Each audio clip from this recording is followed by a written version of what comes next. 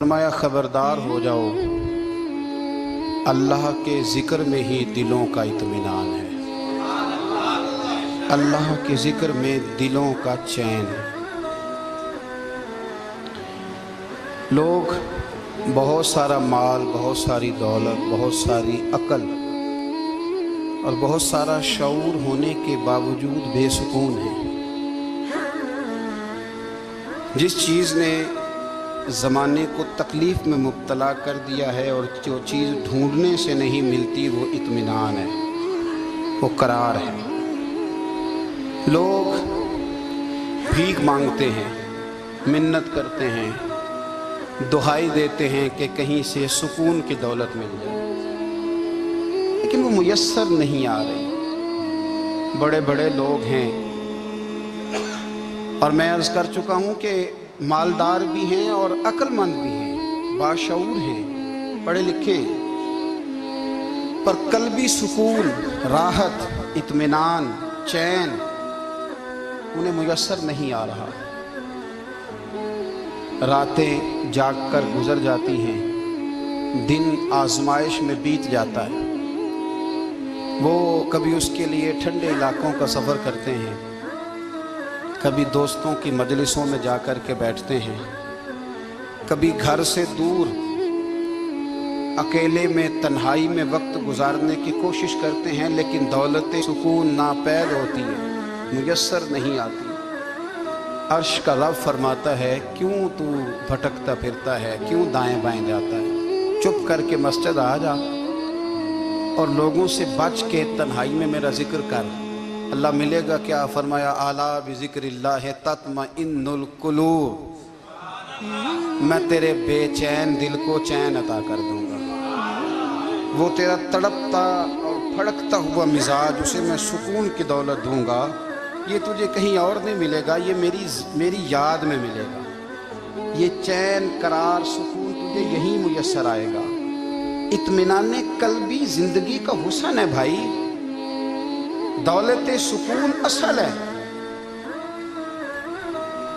बड़े ठंडे कमरे में कुछ लोगों को नींद नहीं आती, और दादा साहब रहमतुल्लाह अलैह आप जाएं तो दोनों सड़कों के बीच जो फुटपाथ है ना, उस पर भी कुछ लोग सोए होते हैं। उधर से भी गाड़ियां गुजरती हैं, इधर से भी गाड़ियां गुजरती हैं, लेकिन बस नींद है ना, अल्लाह का फजल है, उसने दे दी है, आने वालों को आ गई है। इत्मीनाने कल्बी, मेरा मुआशरा बेसुकून है, बेकरार है। मुझे कुछ लोग कहते हैं जी मैं आजकल बड़ा बोर हो रहा हूँ, तो मैं कहता हूँ यार हमें तो टाइम ही नहीं मिला आज तक बोर होने का, नहीं वक्त ही नहीं इतना मुयस्सर आया। कौन सा टाइम निकाले जिसमें बंदा बोर हो? वो तो है कि इंसान कुछ फारिग हो, कहीं उसके पास गुंजाइश हो तो बोर भी हो ले। कैसे बोर हो लेते हो? ये क्या होता है बोर होना? जिंदगी में इतना वक्त ही कहाँ है कि इंसान बोर होता फिरे और ये तसव्वुर बनाता फिरे कि मैं बड़ी आजमाइश में हूँ, तो मैं बड़े बोर हो रहा हूँ, तो मैं बड़ी तकलीफ में हूँ। तो वक्त बहुत ज़्यादा है हमारे पास, लायानी कामों में ज़ाया बड़ा होता है, तो हम बोर होते हैं, परेशान होते हैं। अल्लाह फरमाते हैं कि जो मेरी याद है ना, लेकिन उसका भी एक तरीका है याद का। उस तरीके से अगर मेरे रसूल करीम अलैहिस्सलाम ने फरमाया, अल्लाह का जिक्र इस तरह करना कि देखने वाला तुम्हें दीवाना समझे, लोग समझें कि कोई मजनून है, कोई जुनूनी है, कोई पागल है। यहाँ अल्लाह ताला माफ़ करे, आप जिक्र की मजलिस छेड़ें, आप नाज शरीफ की मजलिस छेड़ें तो बहुत सारे लोग प्रोफेसर बन जाते हैं, वो सारी नहीं हिलाते, उनकी ज़ुबान ही हरकत में नहीं आती। हालांकि रब करीम का जिक्र इस तरह करो कि देखने वाला तुम्हें दीवाना समझे, कहीं और खोने की ज़रूरत ही नहीं। मेरे हबीब गोया हमें फरमाते हैं, तो रब के जिक्र में इस तरह खो जा कि तुझे दुनिया का ख्याल ही ना रहे, तुझे फिर दुनिया की होश न रहे। लेकिन अगर नमाज में भी ख्याल गैर आए, जिक्र में भी तवज्जो कहीं और हो, जिंदगी में वो अजीब लम्हा था, वो मेरे साथ था और मैं तन्हा था। अगर माहौल ये हो कि आप कहीं जिस्म के साथ तो मौजूद हो, रूह मौजूद ना हो, तो फिर लज्जत जिक्र भी मुयस्सर नहीं आती, फिर कैफ नहीं हासिल होता। याद रखें कि इस तरह खो के रब की याद कहाँ से कैफ आएगा? उलझ ही बड़ा गए हैं। वो मस्ती, वो सुरूर, वो कैफ जो अल्लाह के जिक्र में होता था, जो کبھی مرشد کامل کے سامنے بیٹھ کر لوگ اللہ اللہ کرتے تھے تو لگتا یہ تھا کہ یہ یہاں ہیں ہی نہیں، یہ تو کہیں اور چلے گئے ہیں، یہاں موجود ہی نہیں۔ لیکن اب وہ موج نہیں، وہ شوق نہیں، وہ درد نہیں، وہ زیب نہیں۔ اقبال تڑپ کے کہا کرتے تھے خیرت کی گتھیاں سلجھا چکا ہوں، یا رب مجھے صاحب جنوں کر دے، اللہ مہربانی فرما، وہ کیفیت دے، وہ سرور دے۔ زندگی میں اگر اطمینان چاہتے ہو تو کبھی کبھی سب کچھ بھول کے نا تو مست ہو جایا کرو رب کی یاد میں۔ کبھی کبھی چھوڑ دیں دنیا، چھوڑیں یار موبائل، کسی وقت کریں اس کو بند، چھوڑیں اس بات کا خیال کہ فلانے نے سلوٹ کیا ہے کہ نہیں کیا، چھوڑیں۔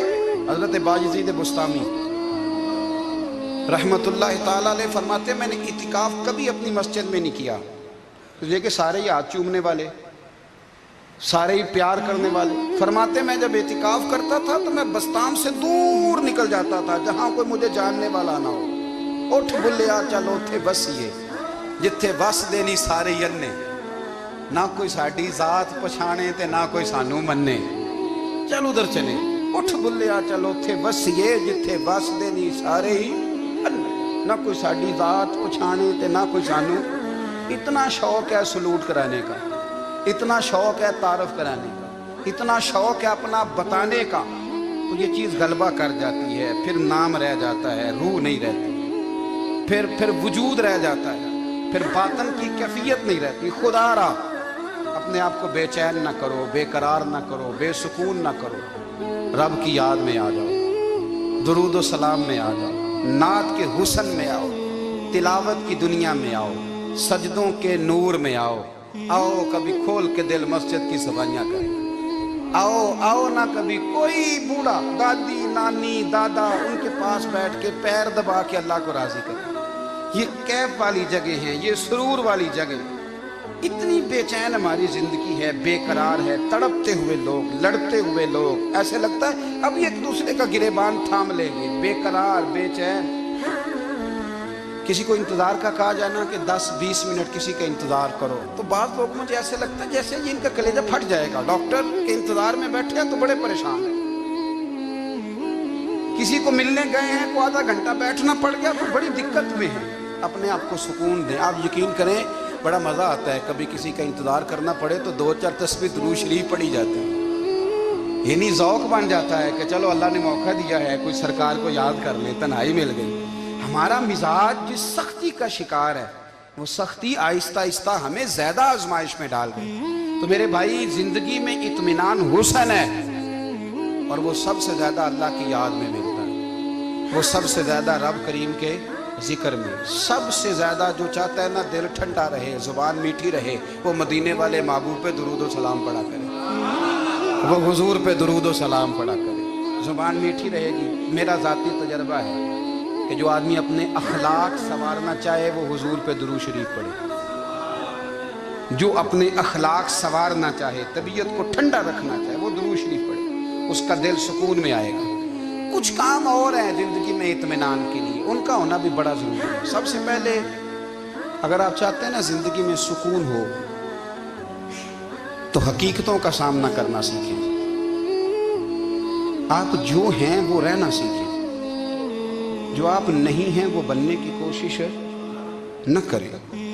حقیقت کا سامنا کرو گے تو زندگی اطمینان میں آ جائے گی۔ ہم نے نا بہانے بنا لیے ہیں، ہیلے بنا لیے، جھوٹ کے سہارے اپنے آپ کو اونچا کر لیا۔ ایک آدمی سے کہا جاتا ہے تو رشوت نہ لے، تو کہتا ہے میں غریبوں سے نہیں لیتا۔